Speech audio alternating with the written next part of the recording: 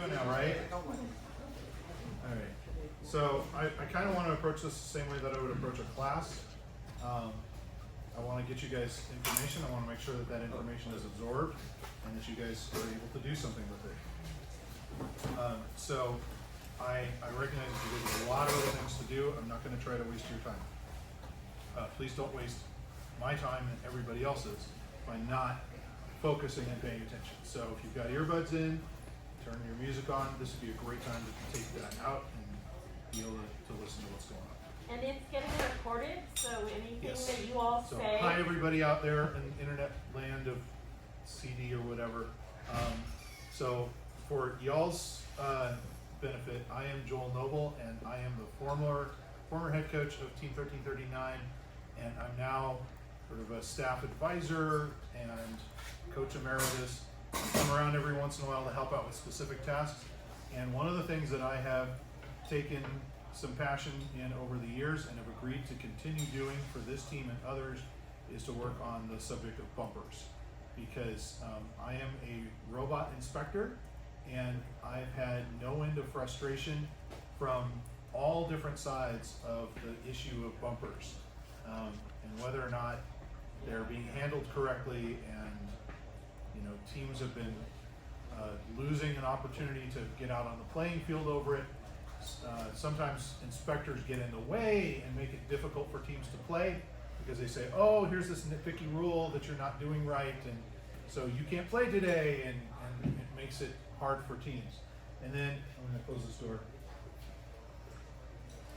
Then other times, in other circumstances, teams misunderstand the bumper rules, and so they misapply them, and they make their robot not able to pass inspection, or make it so that their robot breaks, and it could have been prevented, the damage to their robot. And so I've felt really strongly that this is a key part of the First Robotics competition for people to learn about for many years now. Recently there have been some developments. So First Robotics headquarters has been doing a series of small groups of people with expertise in different areas, say, how can we address this problem within our organization? And they did that for bumpers. So they had what's called the Bumper Working Group, or the BWG. And the Bumper Working Group looked at the problems with bumpers and said, we see these three main issues. Bumpers are, the rules are difficult to understand and to implement. Inspectors don't necessarily know how to implement or how to address violations, or whether they're violations or not, and then what to do about it. And bumpers don't adequately protect against damage in today's high power, high speed robot environment. So is this clear to everybody? You guys all understand what these three issues are? Like, inspectors mess it up, teams mess it up, and robots get broken. So they've addressed this with a new set of rules that are forthcoming, and you'll see more in a few Marcus minutes. Thomas, please come to the main office to meet Miss Gamble. Your mom is here. Marcus Thomas, please come to the main office to meet Miss Gamble and your mother. Thank you. So I have to say that there probably is nothing more mortifying than what was just done. And it was twice he said it. Okay, so in order to understand where we are today, you guys need to understand the history. So I have put together a brief slideshow of just photographs of robots from our past. So this is our second robot. We competed first in 2004. We took 2 years off and then came back in 2007. This is the first year that bumpers were a thing. So prior to that, bumpers were things that some teams did because they recognized that their robots were getting damaged. But this is the first time that first said, hey folks, here's a recommended bumper. And so we made recommended bumpers. You notice that they don't have any identifying features on them. Our team number is painted onto our robot, and they're covered in pleather vinyl, brown pleather vinyl, and they're like just tacked onto the robot, and they do not cover the corners. You can see right here with some damage on our sheet metal because our corners were not covered with our bumpers. And so we had that happen a lot that year. Our robot was pretty darn dinged up by the end of the year. So by the end of the game, we only played in Colorado. If you want to know more about this robot later, I'll be happy to tell you about other things about it. 2008, we're still in the territory where there's no real strict ideas about what bumpers do or how they should be built. But this was our 2008 robot, and it was our second elevator, by the way. The first one was made out of ladder. This is black fabric with our team name at the time, because we were not Angel Robotics yet, we were Team Beatbot, and we put our team number on the black fabric. But it didn't cover all four sides of the robot, it only covered three sides. We are in the territory here where we have a plywood backing and two pool noodles stacked one on top of the other, roughly 2.5-inch diameter pool noodles, okay? This is something that all of you should be familiar with. We've got some on the table over here. You'll see what that looks like. Now we're in 2010. Now we've got colored bumper requirements, and that you're supposed to identify your team with numbers on all four sides on your bumpers. And Trevor and I were talking about this a minute ago. This is the leather bumpers. So there was still no fabric requirement, so we used leather. So we used blue and red leather. And these numbers were branded onto the leather. That was fun. They were very durable. 2012 is the year that I personally take responsibility for the massive failure. This was our basketball playing robot. You can see the little basketball in the top of that. And we had 6 giant wheels to drive over a big hump in the middle of the field. And I posted this photograph to Chief Delphi. It was the very first photograph I ever posted, my very first post ever. And I made some comments about, like, we're very proud of our robot. And somebody responded, "Looks beefy, where are you going to attach the bumpers?" Because I had forgotten that you had to have bumpers on the outside of the wheels, because I wanted to have monster truck tires on them. And so we had about a week left, and among the other things that we did, we came up with a solution to attach the bumpers by making the robot about 6 inches wider on every side. And, we basically just cut out big chunks of plastic. So if you don't do bumpers, and if you forget how to read the bumper rules like I did that year, you can find yourself in a world of hurt. This was our worst year ever in terms of performance. We had a terrible, terrible year. There are years when you don't have to have bumpers. This is a 2015 robot over here where there were no bumpers required. This was an off-season robot with mechanism wheels that we put a recliner on it and drove it around, and boy, I think we need to do that again, just for the future reference. But those are all the different sort of illustrations of the history of bumpers. Does that kind of give you guys a picture of where it went? It was about 2011, 2012 when they really standardized, and they said, hey, red fabric, blue fabric. These are the fabrics that we like you to use. You can use other ones, but they have to be at least this durable. Always put your numbers on them. Needs to cover all four sides. You have only a certain amount of gaps and so on. All of these things became very enmeshed in the rules, and over time, those rules became more and more crusty, and they got more stuff put on top of them, to the point where by last year, teams were still finding themselves, even if they had thought that they were within the spirit of the rules and within the law, they thought, oh yeah, we've done it right. Well, they get to competition and the inspector says, oops, your bumpers are outlined with black numbers. You can't have that. Well, what are you gonna do when you get to competition and your numbers have like black outline on them? Like, is it dangerous? Is it bad? No, it's not, but it's against the rules, and so you have to fix it, but how are you gonna fix it?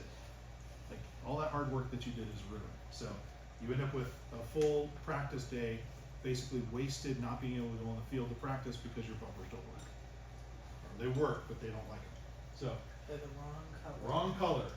Yeah, so our team has been through a couple of times when inspection has dinged us. One year we had very nice looking bumpers, and the inspector was suspicious of those bumpers and required that we cut them open to prove that we didn't have weights on the inside of them. He thought that they were potentially that we had taken this hollow pool noodle and stuffed it with like a steel rod. So we had to open them up and prove that that was not the case. And then of course our bumpers don't fit well anymore, and we've been through all kinds of trouble with that. What was even the challenge for that one? Like, why would giving it more weight become an advantage? So there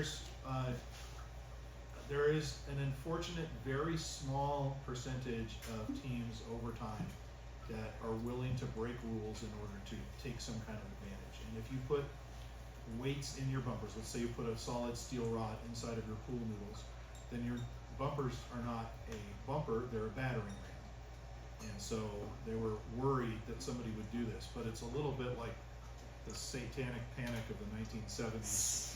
Oh no, you're listening to your records backwards and now you're going to smoke marijuana. So anyway, that was kind of what we got from the, do you guys even know what I was referencing there? Okay, so Yes.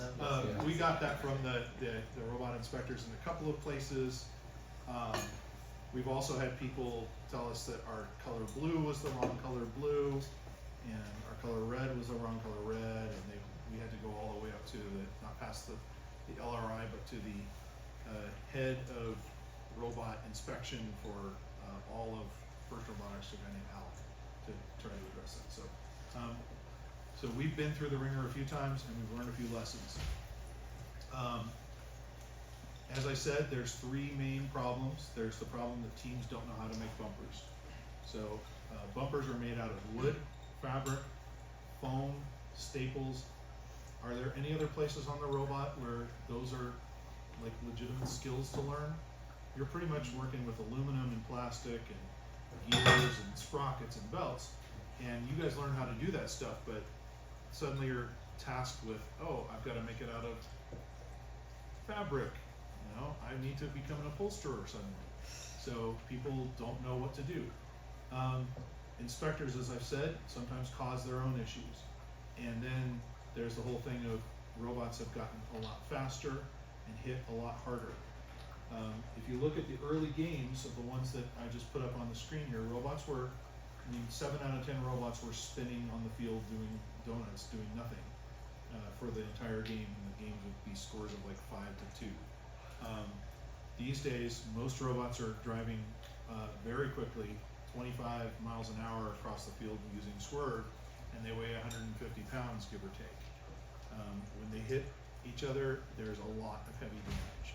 And last year was the worst year for damage. And the tech that was intended to protect robots in 2007 and 2012, when robots were slow, that no longer works, right? It is insufficient. So as you guys have seen, and as I've described, the tech was, you put a piece of plywood, you put 2 pool noodles on it, you wrap it with fabric. That was all you had to do. But those days are not now. The past doesn't work these days. So did I say that well? Those days are not now. So here are the new rules, and you guys can read these in depth on your own. I want to make sure that you guys are clear on this. This is not the rule book. The rule book for the game is yet to be released. And when it is released, the specific rules about bumpers will be in that rule book. But they have said that at least these things are going to be true. Okay? So they want to make them easier to build, easier to inspect, and offer teams ways to make their bumpers better at protecting your robot. So some of the things that they're addressing are stuff that I don't really want to deal with too much today. Gaps between segments have been increased, so all the tight tolerances that they used to ding you on with the inspection, that's no longer an issue. Hard parts limits are changed. You're allowed to have heavier bumpers. Do you guys remember last year that we had to shave the weight of our bumpers down to make the 15 pounds? Now they're saying there's a maximum weight for the entire robot, and they're including the bumpers in the weight of the robot, which they didn't used to do. So you can now take weight away from your other components and add them to your bumpers. So if your bumpers are gonna be 20 pounds instead of 15, you can take 5 pounds off of the rest of the robot.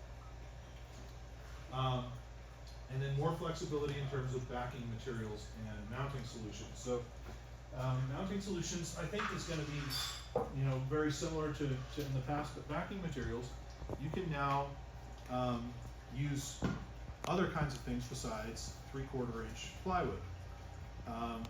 You were allowed plywood or solid wood in the past. It had to be 3/4 of an inch nominal. Now you can use other things like this piece of HDPE plastic, which I've got cut as a 5-inch wide sample for what you could attach your bumpers to. Reasons why you might want to do that: for saving weight or for increasing weight, for increasing protection or decreasing thickness. As you guys can see, this is not 3/4 of an inch thick. This is about 3/8 of an inch thick.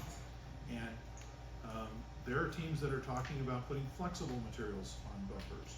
And there's even a company called Swift Robotics, you guys can look them up, that has now made a product where they will make your bumpers for you.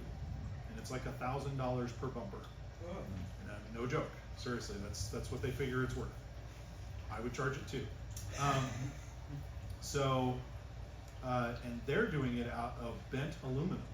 So they take their aluminum and they make a full ring in the shape of your robot, and they bend it into that shape, and then they also bend over the edges so it's got some rigidity to it, and then they put the foam inside the edges. So those are all some things that you guys can consider doing. You do have plenty of this stuff to make 2-hole bumpers, so red and blue. If you wanted to use this for your robot, have at it. That would be kind of cool, right? But you don't have to. You can use plywood. They are changing some other things to make it so that inspectors can't ding you as easily. Holes in your bumpers, slots in your bumpers, and things like that. So you guys are no longer going to be told, oh, your plywood has too many holes, or the holes are too deep. You can put those holes in, and it's on you. It's possible that you've made your plywood so weak that it's going to collapse, but that's your problem now and not an inspection problem. Does that make sense? Because everything else on your robot, as long as it doesn't catch fire or cut somebody, is a you problem, right? Inspectors are going to totally say, hey, go ahead, you guys can play, even though they know that your robot is crap and is going to fall apart, right? Because it's still legal. Now bumpers kind of fit into that category, and that's nice. Let's see. The big thing that I want to talk about is not the backing material, the backing material and configurations. It is what kind of materials you want to make your bumpers out of. So the foam, and that's why I've got this whole setup over here. And this is something that I want you guys to actually get a chance to play with. This is the pool noodles that were inside of the blue bumpers for that robot. This is what was played with in the World Championship in Houston in April, and this is also what was played with for KCM2 at the beginning of this school year. And I cut the fabric off, and then I reused the frame for our project today. When I cut the fabric off, this is what I found underneath. I found that our pool noodles had been compressed, so they're squeezed quite down, and then they're also broken in a number of spots. Here's another spot over here where there was a hard hit. Here's one where it completely ripped it there, and that's what our bumpers end up looking like after 1 or 2 competitions. Typically, for the last several years, we've had to replace pool noodles and fabric.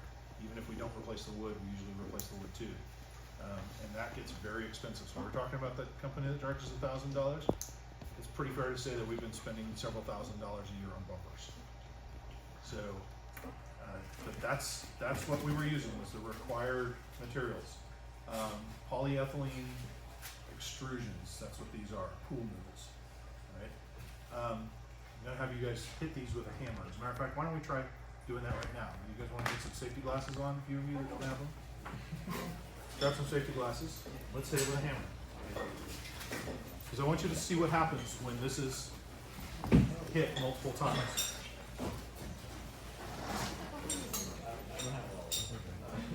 to take my safety glasses back.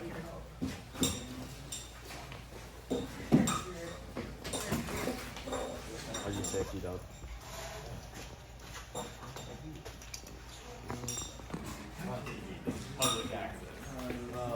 Alright, all good? So, who wants to be our, okay, Paula wants to be our hitter. Wait, so everybody's ready. So what I want you to do is take it, I want you to hit it like pretty hard, like 10 times in the same spot, okay? Don't hit your hand. Alright, go ahead. Hit it a little harder than that.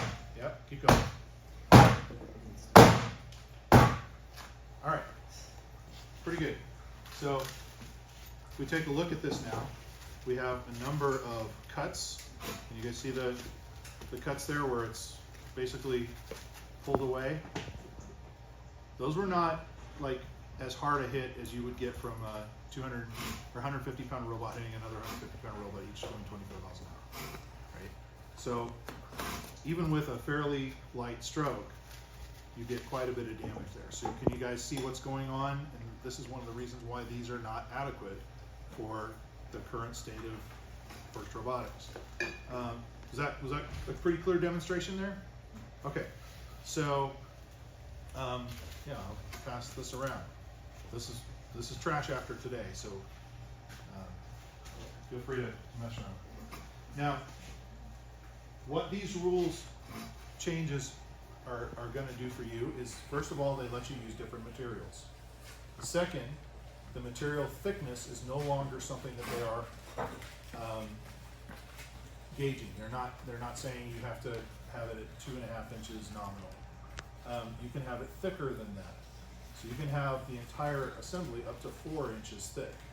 So if you had a very thin backing plate, you could stack up quite a bit of material and make it a lot thicker. And so that gives you more protection if you decide that that's the way you want to go. You can also make it thinner than that. So I think it can go down, I have to reread it, but I think it can go down to 2 inches. Maybe there's not even a number associated with it. So you could probably, if you decided you want to make your robot smaller, and you wanted to make your bumper smaller, and you had good protection on them, you could make it thinner. Depends on the game. But there's additional materials that are allowed now. The list is, first of all, you're allowed to use backer rod. Now I kind of lied a little bit when I said this is pool noodles. I actually purchased those as backer rod. So backer rod is pool noodles. Pool noodles are backer rod. It's just how they're sold. The reason that I bought them as backer rod is because you can get them in longer lengths for less expensive, and they don't have dye in them, so they're just white. Backer rod is an industrial product. It's used for insulation of houses. But you can use backer rod now. It used to be that I actually sort of mildly cheated, because what I did was I would buy a couple of pool noodles from a company as pool noodles, and then I'd buy backer rod from the same company as backer rod, and then I had a receipt that said I bought pool noodles. So yes, we were asked these questions by inspectors sometimes. You had to provide your receipts. But backer rod is now Should legal. we cut that So- shit? Maybe we should edit that part out. No, go ahead. I lied to you. Inspector in Arizona. He was just joking. So floor tiles are now allowed. So it has to be clear that this is foam floor tiles. Ceramic. Rubber floor tiles are not allowed. Like fabric floor tiles are not allowed. Right? Ceramic floor tiles are not allowed. There is definitely going to be someone who mistook that.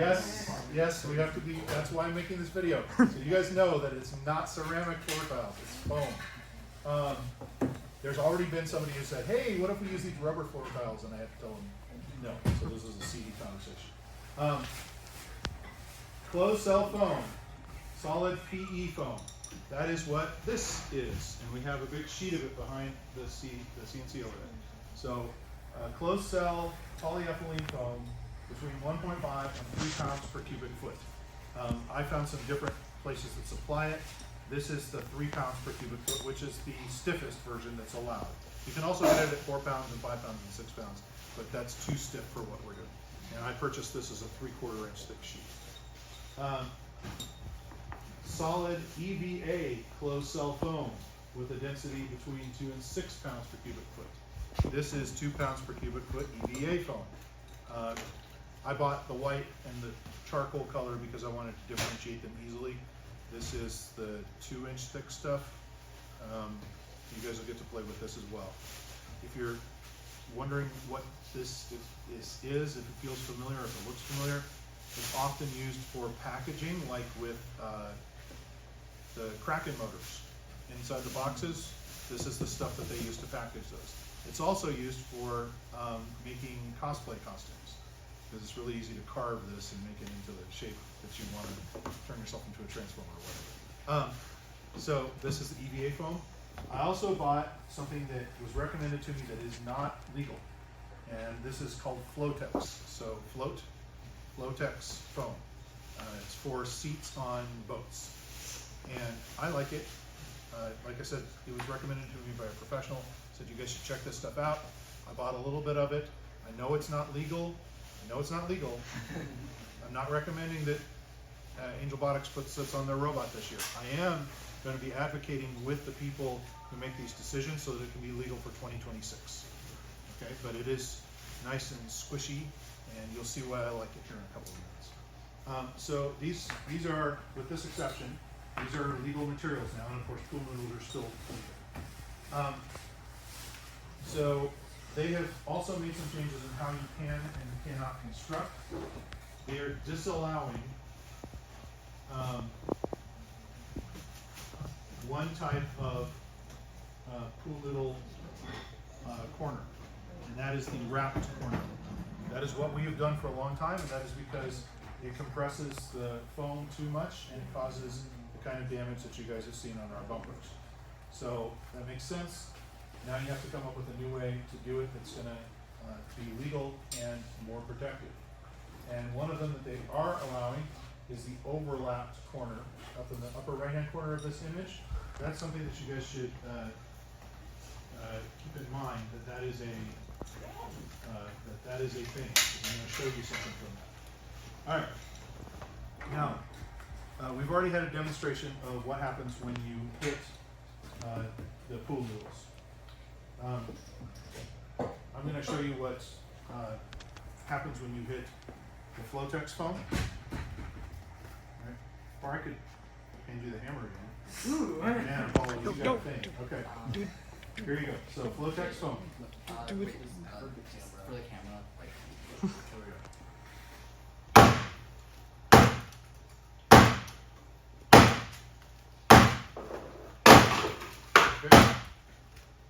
Okay.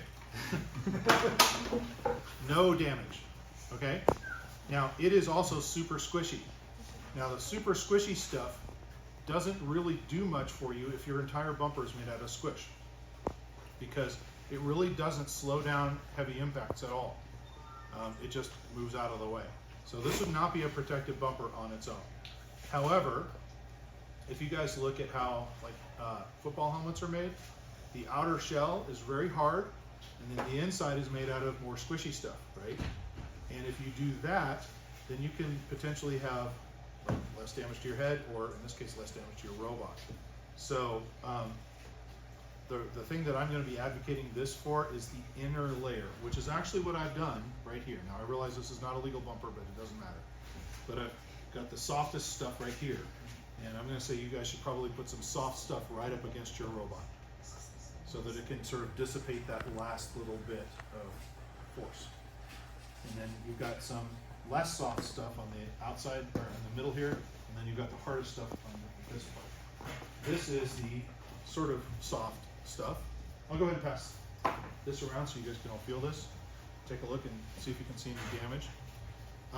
Go ahead and pound this one. You can sit over there and hit it. Okay.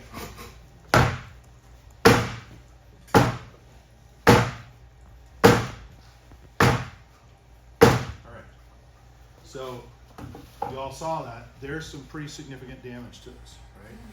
So this is the EVA foam again, and this is instantly this was torn to pieces. So this is a new legal material. My recommendation, based on having played with this a little bit, is that it should not be your outermost layer. It's actually worse than pool noodles when it comes to the outermost layer and getting damaged. I don't know that it's more protective either, but it's definitely getting hit hard, and that kind of damage is pretty bad for you. So I'm going to pass that around. And then we have now the PE foam, the polyurethane foam. All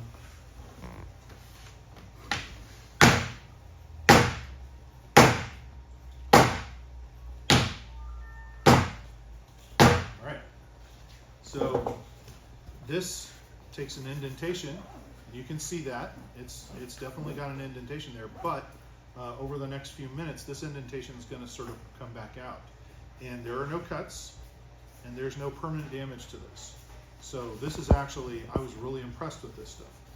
This is the hardest of the foams. And so what I've done on this side of the bumper is I've created a sandwich. I put some very soft stuff, the Flotex right up next to it. You can replace that with something else. Then I've made a layer of the EVA foam, and then I put the hardest, candy shell on the outside. And what you guys are going to do is drive this into a wall, but I'll go ahead and hit this real quick, just to show you. It definitely deforms, but it doesn't take damage. And underneath this, there's none of that ripping and tearing that you guys have seen with the EVA. As a matter of fact, if you could pass the EVA and the PE foam back over to me, and I'll go ahead and put the PE as a top layer on this.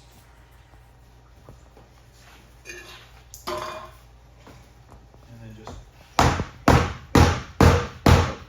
and you can see that it kind of moves out of the way, but it doesn't tear. By the way, just engineering term, when this kind of damage is happening, that's called shear. So there's no shear damage when you protect it with a harder layer that dissipates the force. So I actually think that this sandwich here will work really well. That's my guess. You guys are going to test that today. And then one more thing that was legal was floor tiles. This array of stuff was expensive. I had to reach out to 3 different companies, find all the things, and put it all together. It was not cheap. I spent several $100s on getting all of these parts for you guys. But I went down to Home Depot and I found some children's floor tiles. And they probably are made out of EVA, but I don't know for sure. It's got some different feel to it. And as you can see on that image, there's 2 ways that you can do your corners. One of them is that overlap, and the other is the vertical padding. I thought, well, what if you could arrange it not so it's layers like this, but so that it's layers like this, and make sort of like a cookie sandwich here on the end, and then overlap this direction, and then overlap this direction, overlap this direction, and basically do a finger joint on the end. Okay, that would make, I thought, a very rigid corner, and it would allow you to have maybe some ways to do something a little bit decorative. So this end, I made it very rough so you guys can see the finger joining. Can you see all that? And then this end, I did a better job, and then I smoothed it out with a rasp and a file. And when you cover this up with fabric, it'll look really nice. So when I was experimenting with this, I started out by gluing it using contact cement. That's not great. It's dangerous to breathe, and I found myself a little woozy. And then I bought some carpet tape. Carpet tape works great. So what I did was I would stack these layers with carpet tape on top of them, put the next layer on, put the next layer on, and so on. And so this is about, this area over here is made up, or maybe this chunk right here is made up with the glue, and then the rest of it's made up with carpet tape. I am estimating that you would need probably like 5 rolls of carpet tape to do a full robot's worth of bumpers. And I think you can buy that in bulk on Amazon for like $50 or $40, something like that. These tiles that I bought, I cut them 2.5 inches wide. I got stacked on top of a 1-inch piece of Flotex. The total here is about 4 inches, which is pretty thick. A mentor on Team 95 was the one who really came up with this idea for this sort of vertical sandwich and wanted to test it. He figured that this type of arrangement for the floor tiles would give you a really rigid outer space, and that it might work better than any of the other arrangements in terms of protecting your robot, like having a very hard hit and slowing that hit down substantially so that you don't damage your robot. It does make the outer part of it pretty rigid, but again, they put it in the rules now. This is allowed. When I bought these at Home Depot, I bought them in a pack of 4 for $25, which is significantly less than all this other crap, right? Later on, I went to Sam's Club, and they have the same stuff in a pack of 9 for $32. So I think that 9 is enough to do an entire bumper. So you need 2 packs. You just spent $65. That's less than we spend on pool noodles. So I think that this may be the way to go. It takes more work, but now that I've done it, you guys will have the advice and you'll know how to do a better job of it. And it works, I think, really very well. You see how that absorbed that damage. So I am going to recommend probably this, okay? This takes more work, but it costs less money, and I think it's the most protective. If you don't want to do all the work, but you have a lot of money to spend, I would recommend using the EVA foam in a thicker pile. If this is 2 inches, I'd say maybe 2.5 or 3 inches, and then putting a layer of 3-pound PV or PE foam on the outside of it. Okay, so this is my recommendation. And again, this is all put together with carpet tape, and it's holding it really well. I love this carpet tape. I wish I'd thought about this 10 years ago, but I didn't. So now, so the ultimate test is actually to put this on a robot and then drive the robot into things like people's legs, or not, maybe walls, and try it out and see whether or not the damage is there. Now, there's one other factor that we don't have in here, which is the fabric covering, and fabric does help somewhat to sort of encase the thing so it doesn't like explode, but it's kind of a minimal help. I'd rather that you guys just try this out and see what happens. So that's your job for the rest of today, which is to, or from my part of it at least, is to put this on a robot and drive it at a wall. Drive it forwards at the wall and then turn around and drive it backwards at the wall so you can test each side and see which gives you more protection. Okay? So seriously, folks, this, in my estimation, this is way better than pool noodles. Both of these options are way better than pool noodles. I would not recommend, and unfortunately this advice is going to our friends over at Swift Robotics. I would not recommend just using this, because I think that's what they're doing. I think that you're going to end up with some cuts, and I would say you need to put something else on the outside of it. But I do think that this sandwich of PE foam on the outside with a EVA foam on the inside is going to work great. And I really do think that a sandwich of these floor tiles is going to be probably everybody's best option. And of course, it looks incredibly stylish, which is the best part and the most important part of robotics, right? That's right. Increase everything. Okay, so I think that's the end of my presentation, and you can stop filming.